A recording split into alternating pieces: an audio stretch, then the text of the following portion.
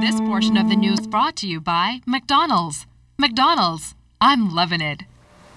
Regional partners are looking at emerging trends in the tourism sector and how small islands can capitalize. The Small Island Developing States Tourism Conference is underway at the Melia Nassau Beach Resort. Prime Minister, the Right Honourable Perry Christie, was among the list of dignitaries addressing the delegates. Tonight, Clint Watson reports on when international tourism organizations are trending as modern-day tourism and how countries like the Bahamas can benefit. Tourism Minister Obi Wilscombe telling delegates attending the Small Island Developing States Tourism Conference that it is imperative they look at innovative ways to improve the tourism sector. Regional partners like Hector Malarin of the Inter-American Development Bank is of the view that the future of tourism depends on a healthy environment. Secretary General of the Caribbean Tourism Organization, Hugh Riley, is of the view that Caribbean tourism is on the right path to recovery and growth. Ladies and gentlemen, not only are we seeing more people coming, but guess what? We're starting to make money.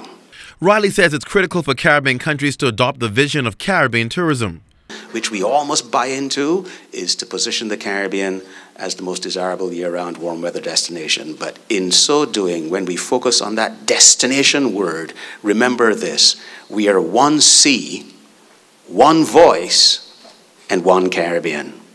Secretary General of the United Nations World Tourism Organization, Talib Rifai, also agrees that the One Caribbean initiative should be enhanced. He says regional states must also maximize the local benefits of tourism, being mindful of climate change, diversifying and developing the product while ensuring destinations are easily reached. Regional cooperation is not anymore an option. It is a must. My neighbor is a strength of mine. What's good for my neighbor is good for me. Prime Minister Perry Christie, in delivering the keynote address, underlined the importance for policies to be formed to ensure all of the critical factors mentioned at the conference are followed through. Continuing with the theme of One Caribbean, he talked about how personal experience created should be passed on to the visitors who come to the region for authentic experiences.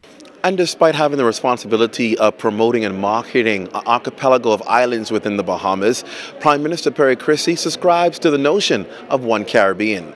Firstly, let me say the obligation of the government of the Bahamas is to develop the Bahamas. But in the process, our obligation is to know that the people of the world look to the Caribbean as a region, as a destination in itself, and they do not distinguish sometimes between the countries. They say we want to go to the Caribbean. And so to that extent, we have bought into the proposition by our own involvement in agencies in the region we are only as strong as our weakest destination. And so the answer is that I have always been a voice for the Caribbean taking advantage, of its assets. Clint Watson, ZNS Network News. Representatives from 15 regional countries are participating in the second annual Caribbean Public Service Association's Future Leaderships Workshop here in the capital. Labour Minister, the Honourable Shane Gibson, noted that the challenges faced throughout the sector, especially among young people, are similar, and the government is doing its part to ensure that young people are properly trained. An area of concern, he said, is not being properly compensated. I'm an advocate that many times we put our country and private business in a position where we bring persons in from other countries, give them better benefits, better compensation, better remuneration, and you have persons in your country who are able to perform the same job. And simply because they're locals, I don't know if it's a jealousy factor or whatever it is, but we refuse to compensate them the same. And so I'm an advocate that not only should we match those compensations, but we should actually beat it. For instance, at the Ministry of Works, we have engineers from all over the Caribbean, all over the world.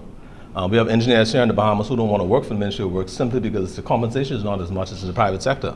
But we pay them to come to the Bahamas and give them allowances that we don't give the locals. So we're now in the process of correcting that and making sure that we exceed the compensation for locals so that we can continue to keep those persons at home. Meanwhile, BPSU President John Pinder says that seminars like this one ensure that the union movement thrives across the region. It's very important for us to ensure that all of our experiences is left with you. And even though different countries are faced with different challenges, we to some extent have similar challenges.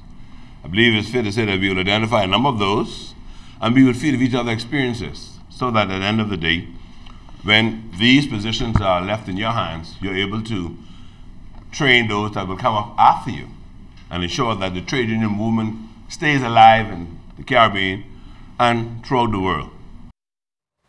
State Minister for Finance, the Honourable Michael Halkitis, started off the debate of the mid-year budget in Parliament this morning. He says rescuing the economy and putting Bahamians back to work is the government's priority. He's calling on Bahamians to hold on to hope and to be optimistic. And we know, Mr. Speaker, that unemployment is an incubator for crime. What that means is people are unemployed, can't provide for themselves. There might be no excuse, but they might be tempted to bend or break the law. And what the comments that I have just reflected that the Right Honourable Prime Minister made in the budget statement, Mr. Speaker, is to demonstrate to the Bahamian people that despite all the naysaying, we have been working hard to put Bahamians back to work. We see results already. We have a full pipeline, Mr. Speaker, and as those projects roll out of that pipeline, we'll see more and more Bahamians get to work. Also contributing to today's debate was the Member of Parliament for Pinewood, the Honourable Kailas Roll. He supports government's initiatives and the manner of execution the government is taking in fulfilling its plans. Minister Roll is also crediting the government for its past approach in the gaming referendum held more than a year ago. We listened to our partners in the economy. The private sector said that they wanted to look at alternatives, and we gave them the right to go and do that. I don't know if under another administration that would have been possible. And in fact, I can tell you it wouldn't have been possible. I've been there, I've done that. I can write one of many books on that. But, you know, the hysteria that's floating out there is grounded in people who want to see everything done but nothing done at all. It's all about rum and food this weekend, and today we got a small taste of what you can expect during the three-day cultural explosion. The first annual festival Rum kicks off on Friday at Fort Charlotte. The Ministry of Tourism endorses the signature event, which is expected to have a major economic impact. Rum Bahamas team member Catherine Chisnall Mitchell says the fest will offer variety in terms of entertainment, edutainment, lectures, food, and of course drinks. She says the public should support it as it gives local artists and businessmen a chance to showcase their goods.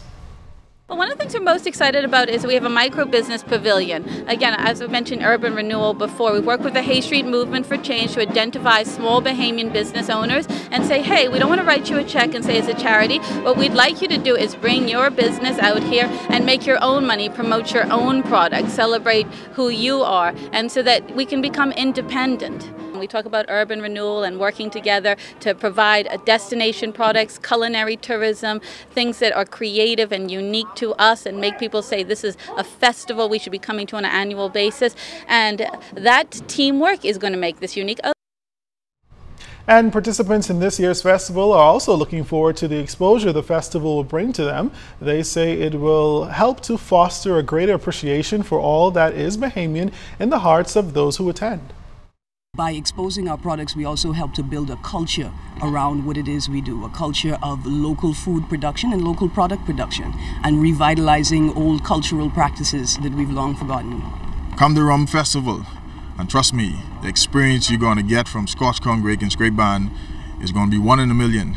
But the best thing, like I say, since sliced bread, and we're bringing the Bahamian creativity back and the love and the song of rake and scrape music.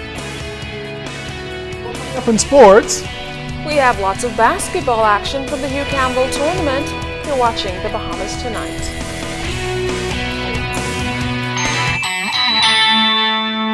This portion of the news was brought to you by McDonald's.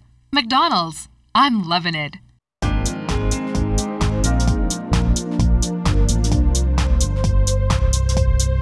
This is the Royal Fidelity Business News. I'm Jimenita Swain. Commonwealth Bank is looking to reopen its busiest branch 9 months after fire ravaged the Oaksville location. After a $2.1 million renovation, the branch will once again open its doors next Monday. Bank President Ian Jennings said the new home will be larger, brighter, and offer more parking than before. The expansion added 50% more space, increasing the branch's square footage from 5,752 square feet to 8,000 square feet. In other business news, Cable Bahamas head of marketing David Burrows has been appointed chairman of the board of directors of the Caribbean Cable Telecommunications Association. The appointment came at the organization's annual general meeting this past January in San Juan, Puerto Rico.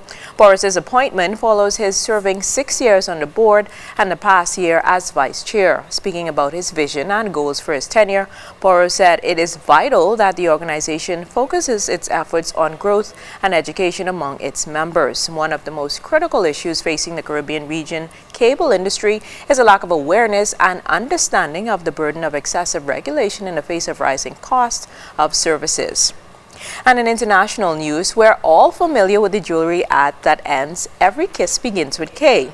Well, K Jewelers' parent company Signet Jewelers Limited is buying the smaller rival Zales for about $690 million. Reuters is reporting that the deal announced today would combine two of the largest U.S. mid-tier jewelry stores, Zales and Signet's K Jewelers. The deal caps a multi-year turnaround for Zale, which last July reported its first profitable fiscal year since the 2008 financial crisis, and in January posted strong holiday sales. That was your Royal Fidelity Business News. I'm Jimenita Swain.